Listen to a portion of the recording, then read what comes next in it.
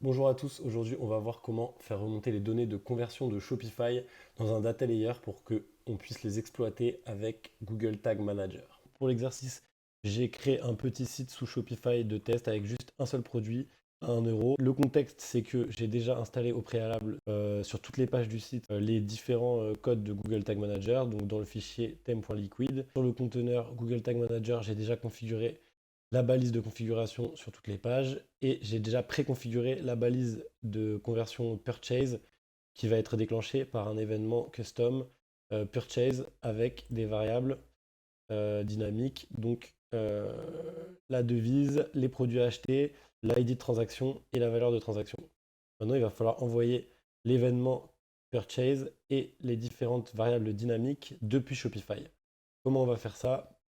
On va aller dans notre store, on va aller en bas à gauche dans Settings, on va aller dans Checkout, et là, il va falloir injecter un script sur la page de remerciement. Donc on a déjà injecté sur toutes les pages du site le conteneur Google Tag Manager, mais il ne s'est pas mis sur la page de remerciement parce que c'est un petit peu différent dans Shopify.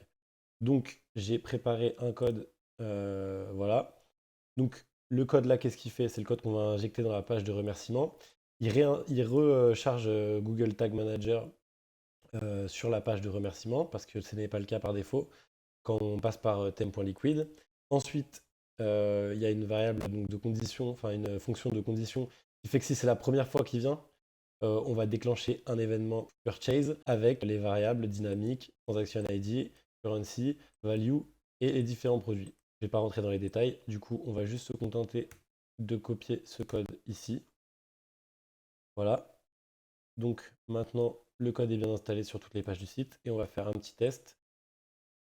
Ok, donc c'est parti pour le test afin de tester le tracking des conversions dans Shopify. Donc là, on se retrouve sur le site, on a le produit. Donc là, vous voyez bien que sur chaque page, le script GTM se déclenche. On va mettre Buy it now.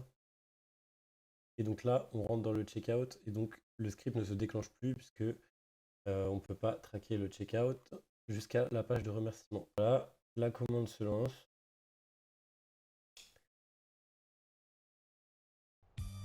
Et là, grâce à la thank you page, on va pouvoir déclencher l'événement purchase. Il va déclencher la balise. Et là, vous voyez, hop là, les valeurs se mettent dynamiquement à jour. Euh, on peut même voir les values là. Voilà, 9,80 euros. Le transaction ID, produit test, price, quantity. On a juste un problème avec le item ID. Donc là, je vais pas le faire en live, mais il faudrait débugger ça.